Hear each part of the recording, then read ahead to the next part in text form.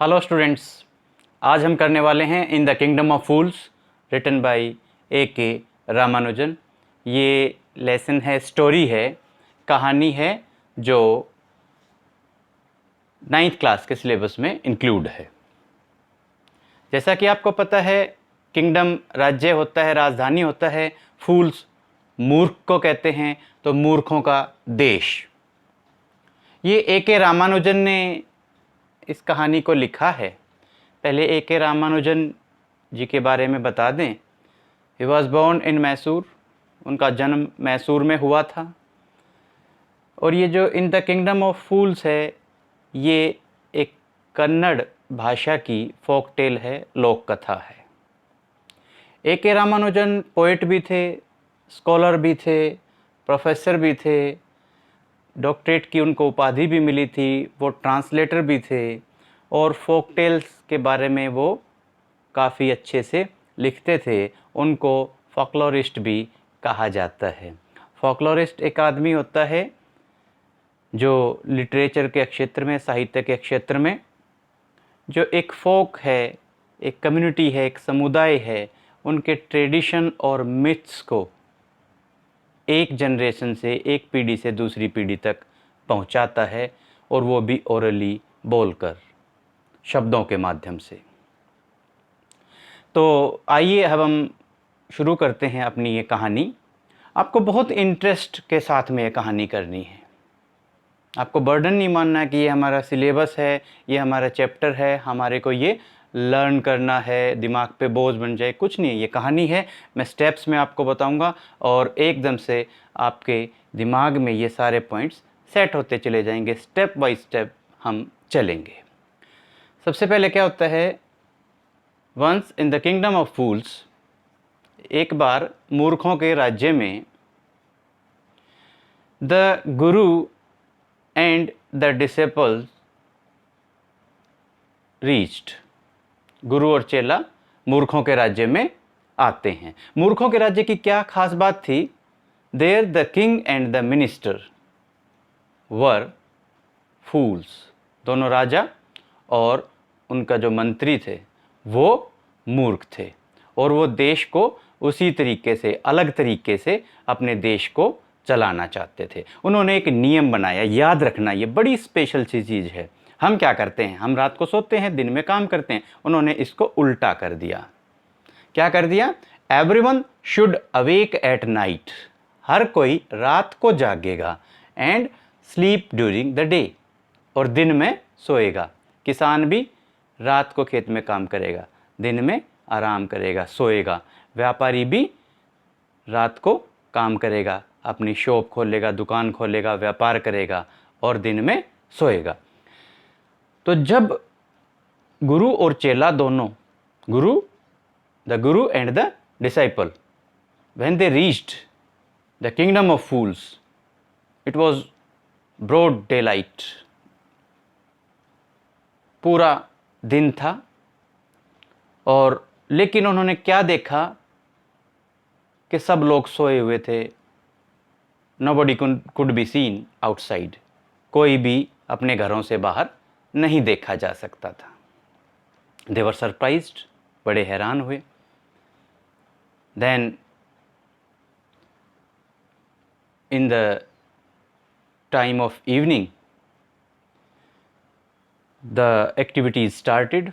उस राज्य के जो काम काज हैं वो शुरू होने स्टार्ट हो जाते हैं। जैसे जैसे रात होती जाती है, वो मूर्खों का जो राज्य है उसमें सारी गतिविधियां शुरू हो जाती हैं।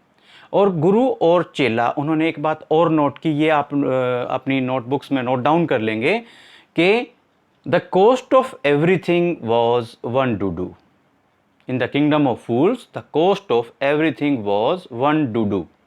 जैसे हमारी करेंसी होती है, मुद्रा होती है रुपया, उसी प्रकार से उस राज्य में कोई भी चीज़ आप खरीद लो, कितनी भी महंगी हो, सस्ती हो, कोई भी आइटम हो, उसकी कीमत थी one Dudu, DUDDU। After seeing all these things, the Guru realized that it was the kingdom of fools and it was not safe for them to stay there. गुरुजी को एहसास हो गया कि मूर्खों का राज्य था और यहाँ पे रहना सुरक्षित नहीं है। उन्होंने अपने चेले से कहा कि चलो हम यहाँ से चलते हैं, यहाँ पे रहना अच्छा नहीं है। But the disciple was tempted because he was foodie, खाने का शौकीन था, खाने की सभी चीज़ें, बनाना, घी, शुगर, उसको बड़े सस्ते दामों पे मिला and he decided to enjoy his life. अपने जीवन का उसने आनंद लेने की सोची। उसने मना कर दिया कि गुरुजी मैं तो यहाँ से नहीं जाऊँगा। That's why the Guru left, और गुरुजी उसको उस राज्य में छोड़ के चले जाते हैं। अब उसके बाद में जो डिसाइपल हैं, चेला है, वो उसी राज्य में रहता है। अब क्या हुआ, one day a thief broke into rich merchants house. एक अमीर व्यापारी था, उसके घर में एक चोर घुस जाता है और अमीर व्यापारी के घर की दीवार कमज़ोर थी, वो दीवार चोर पे गिर जाती है and the thief was killed. चोर जो है मर जाता है। The thief's brother move to the court of the king. He went to the king. चोर का भाई राजा के दरबार में जाता है। He complained against the merchant.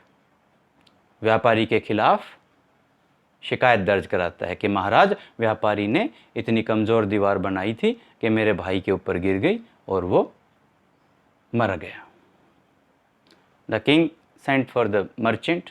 राजा ने, इसी टाइप से आप याद करेंगे अब स्टेप वाइज। चोर जो थीफ है वो कहाँ घुसा, मर्चेंट हाउस में, उसकी दीवार गिर गई, वो मर जाता है और चोर का भाई राजा के दरबार में जाता है। राजा ने अब किसको बुलाया पनिशमेंट देने के लिए, मर्चेंट को।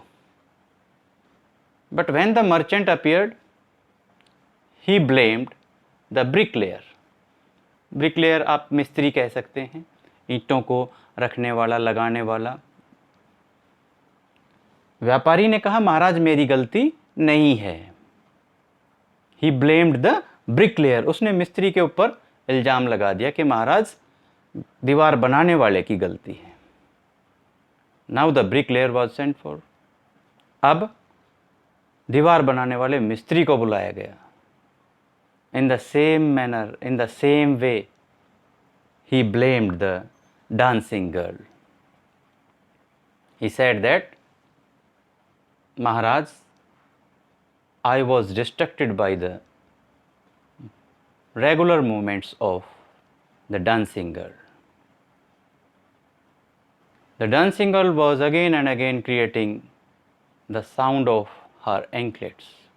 और इसलिए मेरा ध्यान भटक रहा था। एक नर्तकी थी, नाचने वाली लड़की थी, इसकी एंकलेट्स हैं जो पजेब हैं, बार बार वो बज रही थी, उससे मेरा ध्यान भटक गया और दीवार खराब बन गई और उस वजह से ये सारी बातें हुई हैं। In this way the bricklayer blamed the dancing girl. Bricklayer ने भी अपना जो इल्ज़ाम है डांस करने वाली लड़की के ऊपर डाल दिया। So the dancing girl was sent for. अब डांस करने वाली जो नर्तकी थी उसको बुलाया गया। Now she had become old. She entered the court of the king and while doing so she was trembling. वो बूढ़ी थी, वो काँप रही थी। And she replied that Maharaj, I was not responsible for all these things. The responsible person for all these things was the goldsmith. कि महाराज मैं इस चीज़ के लिए, इस दुर्घटना के लिए जिम्मेदार नहीं हूँ। इस दुर्घटना के लिए जिम्मेदार हैं सुनार। मैंने उनके पास कुछ अपने गहने बनाने के लिए दिए थे और सुनार ने मुझे बार बार बुलाया कि मैं अब आपके गहने तैयार करके दूंगा, अब आपके गहने तैयार करके दूंगा। That's why the goldsmith was responsible and I had to go through that street again and again. That's why the bricklayer was distracted. His mind was distracted. I was not responsible. So in that manner, at last the goldsmith was called. The goldsmith was sent for. Use these words. The goldsmith was sent for. The king sent for the merchant. Then he sent for the bricklayer. He sent for the dancing girl. He sent for the goldsmith. ऐसे आप याद करेंगे. So when the goldsmith appeared before the king, he said that, Maharaj, I was not responsible for this accident. इस दुर्घटना के लिए मैं जिम्मेदार नहीं था. The person who was responsible for this accident was the merchant. तो वो कहते हैं कि अमीर व्यापारी इस दुर्घटना के लिए जिम्मेदार था. Because a marriage function was going to take place in the house of the rich merchant, so I was in a hurry to complete the orders which were given to me by the rich merchant. महाराज, अमीर व्यापारी ने मुझे order दिए थे, गहने बनाने के आदेश दिए थे. उन्होंने कहा था कि जल्द से जल्द ये गहने बना के देने हैं. मेरे ऊपर प्रेशर था, दबाव था, इसलिए मैं डांसिंग गर्ल का काम नहीं कर पा रहा था. इसलिए जिम्मेदार अब लास्ट में कौन हो गया, ये आप नोट डाउन करेंगे. In the beginning who was held responsible? The merchant. And at last, who was held responsible? The merchant. So the merchant was sent for. So the merchant was sent for. यही language आप use करेंगे, आपको confusion नहीं होगा. Sequence में आप learn करते जाएंगे. फिर क्या होते हैं? Merchant replied that, Maharaj, I was not responsible. It was my father who was responsible for all these happenings. Now he is dead, so please escape me. इस सारी दुर्घटना के पीछे मेरे पिताजी थे जिन्होंने आदेश दिया था, वो अब मर चुके हैं, इसलिए आप मुझे बाइज्जत बरी कीजिए, मुझे यहाँ से जाने दीजिए. But the king insisted that, no, you should be punished. You have inherited all the things from your father. तुम्हें सज़ा मिलेगी. अपने पिताजी से तुमने सारी संपत्ति ली है, तो उनका जो कसूर है, उनका जो जुर्म है, उसकी सज़ा भी तो तुम्हें मिलनी चाहिए. The merchant pleaded again and again कि महाराज मुझे माफ़ कर दो, माफ़ कर दो. But the king refused. राजा ने मना कर दिया. Now अब क्या होता है? A new stake was used for the execution. अब मृत्युदंड देने के लिए राजा ने आदेश दे दिया कि मर्चेंट को मृत्युदंड दिया जाए. इसके लिए एक स्टेक जो है वो लकड़ी या धातु की एक नुकीला हिस्सा होता है, उसके द्वारा मृत्युदंड दिया जाता है. स्टेक ये लकड़ी का भी हो सकता है, धातु का भी हो सकता है, नुकीला होता है. राजा के आदेश की पालना की जाने लगी थी. न्यू स्टेक था, नया स्टेक था. तो उस टाइम पे वहाँ पे एक बड़ी अजब सी चीज़ होती है. The merchant was too thin that he was not able to fit the stake. उस स्टेक पे वो जो व्यापारी था वो इतना पतला था कि वो फिट ही नहीं हुआ और उसको मृत्युदंड नहीं दिया जा सका. लेकिन मृत्युदंड का आदेश था, राजा का आदेश था, किसी न किसी को तो मृत्युदंड दिया जाना था. तो राजा ने आदेश दिया कि जो भी कोई इस देश में इस स्टेक पे फिट होने लायक इतना मोटा आदमी मिले, उसको पकड़ के लाओ.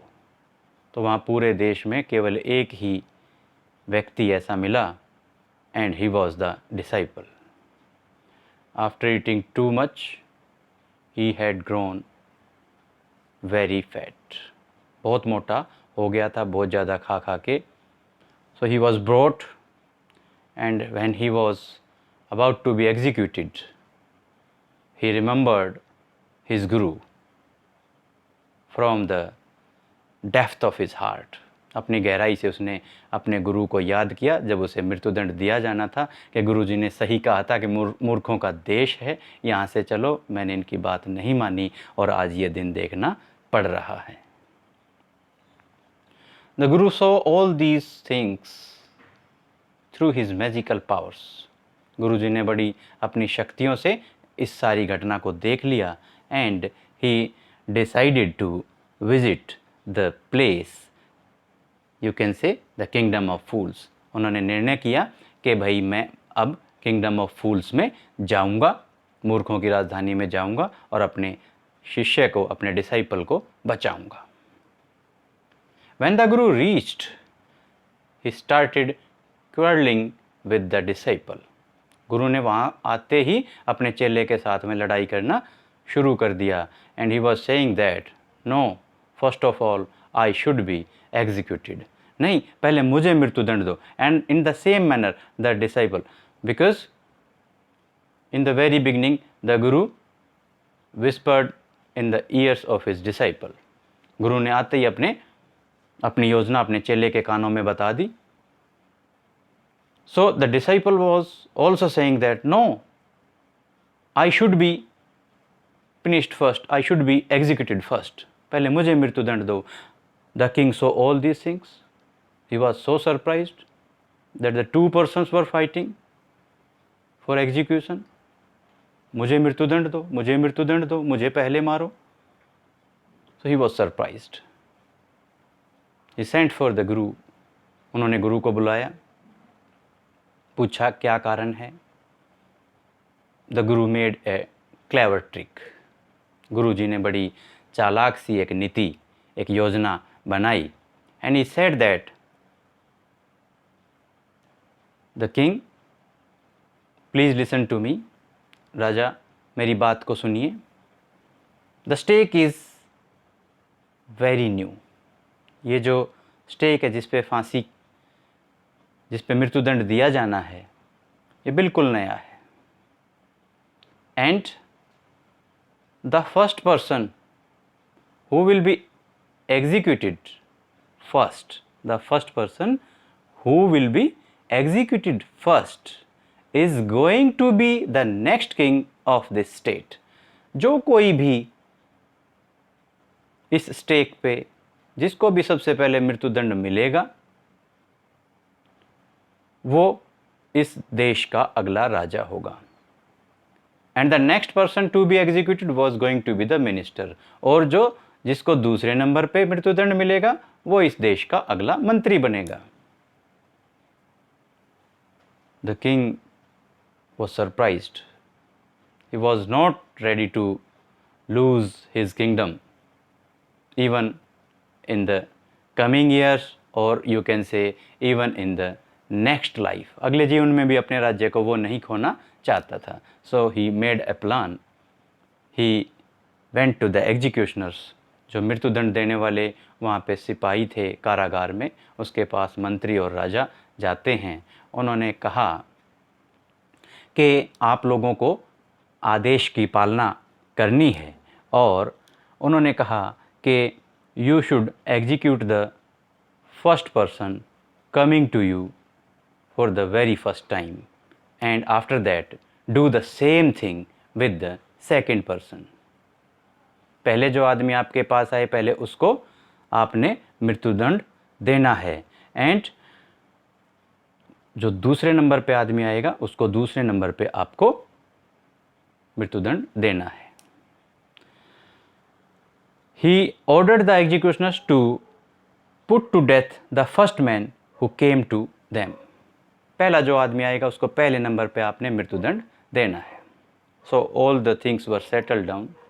पूरी की पूरी सारी योजना बना दी गई। Then after that, the king and the ministers disguised themselves as the guru and the disciple.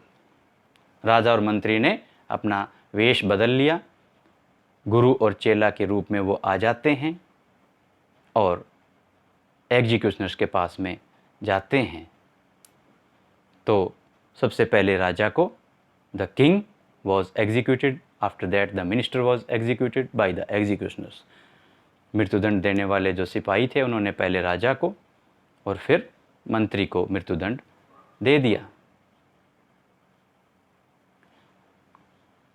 अब क्या होता है कि जो लाइफ है वो सेफ हो गई थी डिसाइपल की, चेला शिष्य बच गया था। और लेकिन जो ये किंगडम ऑफ फूल्स थी वो अब राजा से विहीन हो गई थी, उसमें अब कोई राजा कोई मंत्री नहीं बचा था।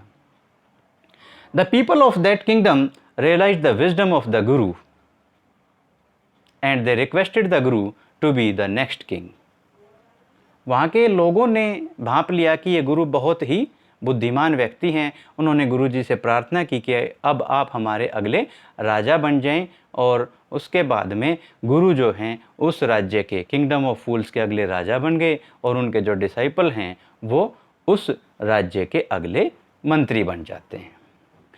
तो ये कहानी हमने पढ़ी, इस कहानी से हमें एक सीख मिलती है, एक शिक्षा मिलती है, और वो ये है कि we should keep ourselves away from foolish people. We should not be tempted with anything. किसी चीज़ के हमें लालच में बिल्कुल नहीं आना चाहिए, और मूर्खों से हमें बिल्कुल हमेशा दूरी बना के रखनी चाहिए। यही हुआ, गुरुजी ने अपने डिसाइपल को, अपने चेले को अपनी बुद्धिमत्ता के आधार पर बचा लिया, and at last they decided to be the king and the minister of the kingdom of fools. उस जब गुरु और चेला उस राज्य के राजा और मंत्री बन जाते हैं, everything became normal, the rules were changed. अब सब लोग दिन में क्या करते थे, काम करते थे, और रात को क्या करते थे, सोते थे। सब कुछ नॉर्मल हो गया। दूसरे देशों की तरह ये किंगडम ऑफ फूल्स भी हो गई, और लोगों को बुद्धि भी वहाँ पे आ गई कि जो मंत्री, पहले वाले मंत्री और राजा थे, उन्होंने जो नियम बदले थे वो गलत थे। अब सब कुछ नियम सामान्य हो जाते हैं, दिन में लोग काम करते और रात को सोते थे, और उस राज्य के सारे नियम दोबारा से बदल दिए गए। उम्मीद करते हैं ये कहानी आपको बहुत ही रोचक लगी होगी, अच्छी लगी होगी। आप पॉइंट्स में इसी तरीके से सीक्वेंस में आप इस कहानी को याद कर लेंगे कि जब पनिशमेंट का टाइम आता है तो the king sent for the merchant, राजा ने मर्चेंट को, व्यापारी को बुलाया। मर्चेंट ने ब्लेम कर दिया ब्रिकलेयर को, ब्रिकलेयर ने ब्लेम कर दिया डांसिंग गर्ल को, डांसिंग गर्ल ने ब्लेम कर दिया गोल्डस्मिथ को, गोल्डस्मिथ ने ब्लेम कर दिया मर्चेंट को। इस प्रकार से शुरू में जो जिसको सज़ा मिलनी थी, आखिर में भी उसी को सज़ा मिलने की बात आती है, और ये कहानी फिर घूम के आप लोगों के सामने आई थी, और केवल और केवल गुरुजी ने अपनी बुद्धिमानी के दम पे अपने चेले को बचाया था। ये बहुत ही सरल, बहुत ही आसान कहानी है। उम्मीद करते हैं कि आपको अच्छी लगी होगी, आप आसानी से अब इस कहानी को याद कर पाएंगे।